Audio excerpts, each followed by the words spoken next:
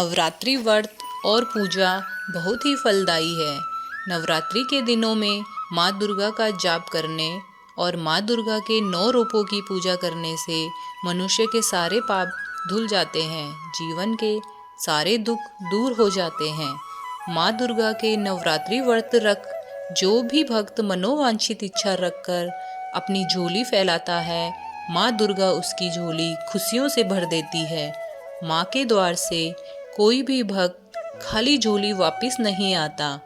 माँ अपने भक्तों की पुकार अवश्य सुनती है।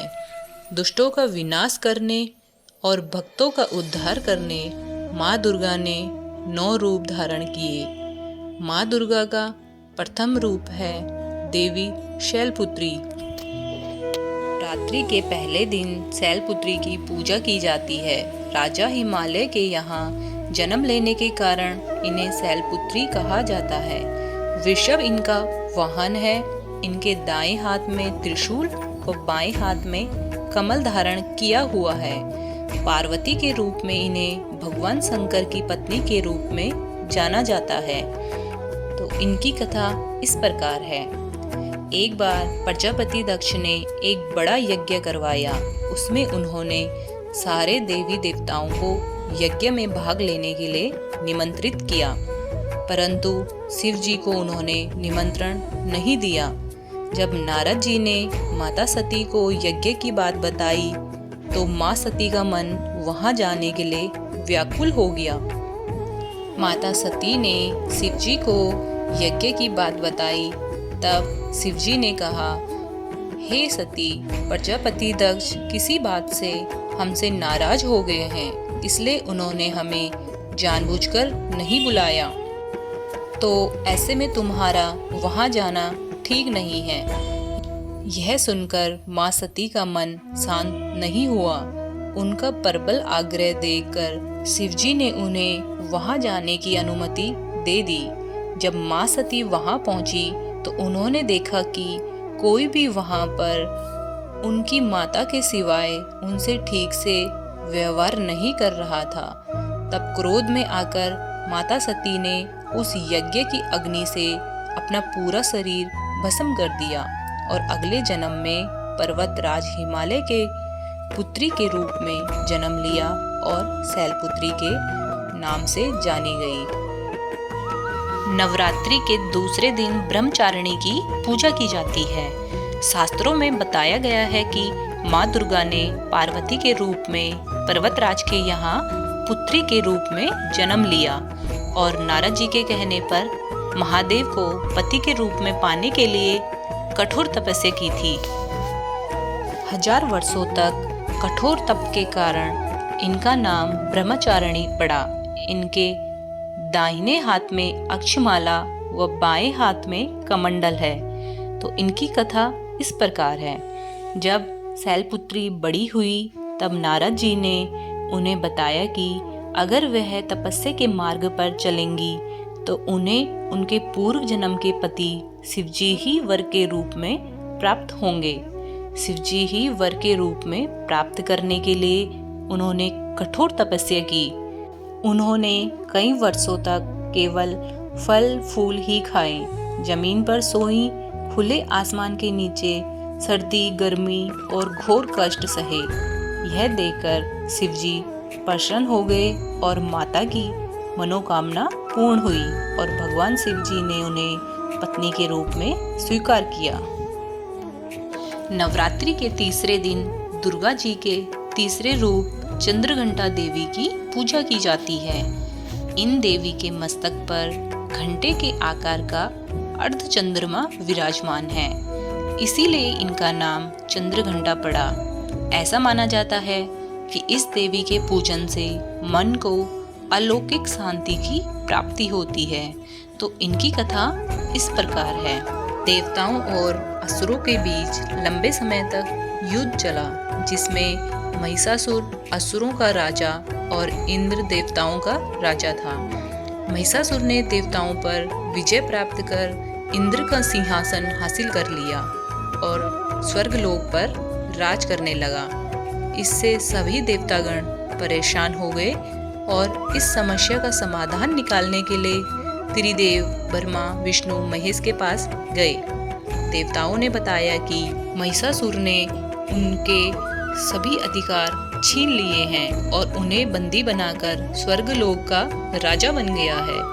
यह सुनकर त्रिदेव को अत्यंत क्रोध आया। क्रोध के कारण तीनों के मुख से ऊर्जा उत्पन्न हुई। देवगणों के शरीर से निकली ऊर्जा भी उस ऊर्जा में जाकर मिल गई, जो 10 दिशाओं में व्याप्त होने लगी। तभी वहां एक देवी का अवतरण हुआ। भगवान शंकर ने देवी को त्रिशूल और भगवान विष्णु ने उन्हें चक्र प्रदान किया। इंद्र ने अपना वज्र और ऐरावत हाथी से उतरकर एक घंटा दिया। सूर्य ने अपना तेज और तलवार और सवारी के लिए शेर दिया। देवी अब महिषासुर से युद्ध के लिए पूरी तरह तैयार थी। उनका विशालकाय रूप देख महिषासुर ये समझ गया कि अब उसका काल आ गया है। महिषासुर ने अपनी सेना को देवी पर हमला करने के लिए कहा। देवी ने एक ही झटके में दानवों का संहार कर दिया। इस युद्ध में महिषासुर तो मारा ही गया, साथ अन्य बड़े दानवों और राक्षसों का संहार कर दिया। इस तरह माँ ने सभी देवताओं को असुरों से अभयदान दिलाया। नवरात्रि के चौथे दिन माँ कूष्मांडा की पूजा की जाती है। माना जाता है कि सृष्टि की उत्पत्ति से पूर्व जब चारों ओर अंधकार था तो माँ दुर्गा ने इस अंड यानी ब्रह्मांड की रचना की थी। इसी कारण उन्हें कूष्मांडा कहा जाता है। सृष्टि की उत्पत्ति के कारण ही इन्हें आदि शक्ति नाम से भी पुकारा जाता है। इनकी 8 भुजाएं हैं और ये सिंह पर सवार हैं। 7 हाथों में चक्र, गदा, धनुष, कमंडल, कलश, बाण और कमल है। इनकी कथा इस प्रकार है। पौराणिक कथा के अनुसार जब सृष्टि नहीं थी, चारों ओर अंधकार ही अंधकार था, तब इसी देवी ने ब्रह्मांड की रचना की थी। इस देवी का वास सूर्य मंडल के भीतर लोक में है। सूर्य लोक में रहने की शक्ति क्षमता केवल इन्हीं में है। इनके ही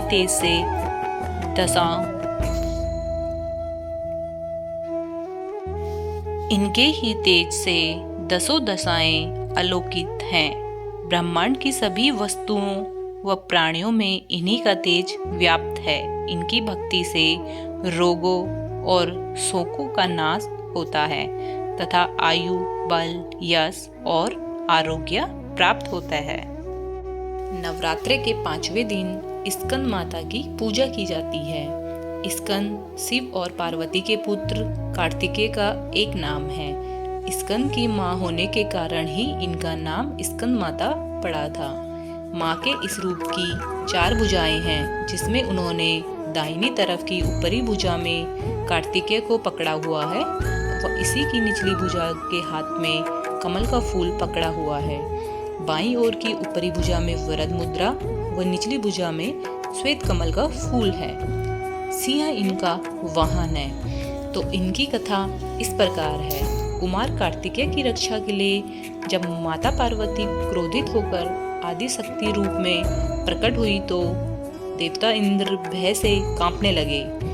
इंद्र जी ने अपने प्राण बचाने के लिए देवी से क्षमा याचना करने लगे। कुमार कार्तिकेय का एक नाम स्कंद भी है, इसलिए माता को मनाने के लिए इंद्र देवता सहित सभी देवी देवता स्कंद माता के नाम की स्तुति करने लगे और उनका इसी रूप में पूजन किया। इस समय से ही देवी 5वें स्वरूप में स्कंद माता के रूप में जानी गई। इनकी उपासना से भक्त की सारी इच्छाएं पूरी हो जाती हैं और मोक्ष की प्राप्ति होती है। नवरात्रि के 6वें दिन कात्यायनी माता की पूजा की जाती है। ऐसा विश्वास है कि इनकी उपासना करने वाले को धर्म, अर्थ, काम और मोक्ष की प्राप्ति हो जाती है, क्योंकि इन्होंने कात्य गोत्र के महर्षि कात्यायन के यहाँ पुत्री के रूप में जन्म लिया, इसलिए इनका नाम कात्यायनी पड़ा। इनका रंग स्वर्ण की भांति चमकीला है। इनकी 4 भुजाएं हैं तो इनकी कथा इस प्रकार है। काव्य गोत्र में विश्व प्रसिद्ध महर्षि कात्यायन ने भगवती पारंबा की उपासना की। वह कठिन तपस्या की। उनकी इच्छा थी कि उन्हें पुत्री प्राप्त हो। माँ भगवती ने उनके घर पुत्री के रूप में जन्म लिया। इसीलिए यह देवी कात्यायनी कहलाई। इनका गुण शोध कार्य है। इसलिए इस वैज्ञानिक युग में कात्यायनी का महत्व सर्वाधिक हो जाता है। इनकी कृपा से ही सारे कार्य पूरे हो जाते हैं। ये माँ वैद्यनाथ नामक स्थान पर प्रकट होकर पूजी गई। भगवान कृष्ण को पति के रूप में पाने के लिए ब्रज की गोपियों ने इन्हीं की पूजा की थी। इसीलिए ये ब्रजमंडल की अधिष्ठात्री देवी के रूप में प्रस्थित है।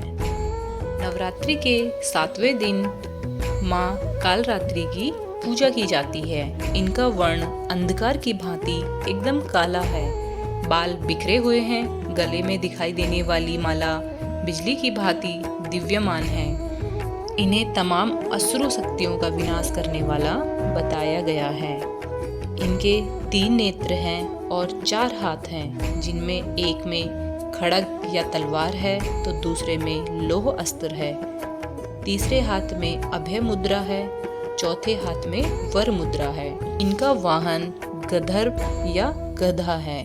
तो इनकी कथा इस प्रकार है। पौराणिक कथा के अनुसार दैत्य सुम निसुम और रक्तबीज ने तीनों लोकों में हाहाकार मचा रखा था। इससे चिंतित होकर सभी देवतागण शिवजी के पास गए। शिवजी ने देवी पार्वती से राक्षसों का वध कर अपने भक्तों की रक्षा करने को कहा। शिवजी की बात मानकर पार्वती जी ने दुर्गा का रूप धारण किया और शुंभ निशुंभ का वध कर दिया। परंतु जैसे ही दुर्गा जी ने रक्त बीज को मारा, उसके शरीर से निकले रक्त से लाखों रक्त बीज उत्पन्न हो गए। इसे देख दुर्गा जी ने अपने तेज से कालरात्रि को उत्पन्न किया। इसके बाद जब दुर्गा जी ने रक्त बीज को मारा तो उसके शरीर से निकलने वाले रक्त को कालरात्रि ने अपने मुख में भर लिया और सबका गला काटते हुए रक्त बीज का वध कर दिया। इनका रूप भले ही भयंकर हो, लेकिन ये सदैव शुभ फल देने वाली माँ है। इनके साक्षात्कार से भक्त पुण्य का भागी बनता है। इनकी कृपा से भक्त हर तरह के भय से मुक्त हो जाते हैं। नवरात्रि के 8वें दिन माँ महागौरी की पूजा की जाती है। जैसे कि नाम से ही स्पष्ट है कि इनका वर्ण पूर्ण रूप से गौर अर्थात सफेद है। इनके वस्त्र भी सफेद रंग के हैं और सभी आभूषण भी श्वेत हैं। इनका वाहन वृषभ या बैल है। तो इनकी कथा इस प्रकार है। पौराणिक कथा के अनुसार पति के रूप में शिवजी को प्राप्त करने के लिए महागौरी ने कठोर तपस्या की थी। इसी की वजह से इनका शरीर काला पड़ गया था। लेकिन तपस्या से प्रसन्न होकर भगवान शिवजी ने इनके शरीर को गंगा के पवित्र जल से धोकर कांतिमय बना दिया था। उनका रूप गौर वर्ण का हो गया, इसलिए ये महागौरी कहलाई। ये अमोघ फलदायिनी है व इनका पूजन अर्चन उपासन कल्याणकारी है। इनकी कृपा से अलौकिक सिद्धियां भी प्राप्त होती हैं। माँ महागौरी राहु की स्वामिनी मानी जाती है। जो मनुष्य नवरात्रि के 8वें दिन माँ महागौरी की पूजा करते हैं, उनकी जन्म कुंडली का राहु दोष भी समाप्त हो जाता है। नवरात्रि के अंतिम दिन में यानी 9वें दिन माँ सिद्धिदात्री की पूजा की जाती है। जैसा कि इनके नाम से ही स्पष्ट हो रहा है कि सभी प्रकार की सिद्धियों को देने वाली देवी है माँ सिद्धिदात्री।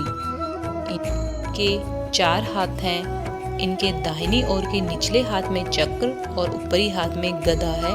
बाईं ओर के निचले हाथ में कमल और ऊपर वाले में शंख है। इनका वाहन भी सिंह है। तो इनकी कथा इस प्रकार है। पुराणों के अनुसार भगवान शिव ने माँ सिद्धिदात्री की पूजा करके सभी प्रकार की सिद्धियों को प्राप्त किया था। उनका आधा शरीर स्त्री का हो गया था, इसीलिए उन्हें अर्धनारीश्वर के नाम से भी जाना जाता है। एक समय जब सृष्टि में अंधकार छा गया था, तब एक दिव्य शक्ति ने जन्म लिया। देवी शक्ति ने ब्रह्मा, विष्णु, महेश की त्रिमूर्ति को जन्म दिया और तीनों को दुनिया के लिए अपने कर्तव्यों को निभाने के लिए अपनी भूमिकाओं को समझाने की सलाह दी। उनके कहे अनुसार त्रिदेव एक महासागर के किनारे बैठ गए और कई वर्षों तक तपस्या की। तब माँ देवी ने सिद्धिदात्री के रूप में उन्हें दर्शन दिए और तीनों को अपनी शक्तियों के रूप में पत्नियां दी, ताकि वो लोग उनकी मदद से सृष्टि रचना का कारोबार कर सके। धीरे धीरे सृष्टि में सब कुछ निर्माण हुआ। इस तरह माँ सिद्धिदात्री की कृपा से सृष्टि की रचना, पालन, संहार का कार्य संचालित हुआ। तो दोस्तों, ये थे माता रानी के 9 रूप और उनकी कथा। तो आपको कथा सुनकर आनंद आया हो और ऐसे ही वीडियो सुनना चाहते हैं तो चैनल को सब्सक्राइब जरूर करिए, और वीडियो पसंद आई हो तो वीडियो को लाइक ज़रूर करें।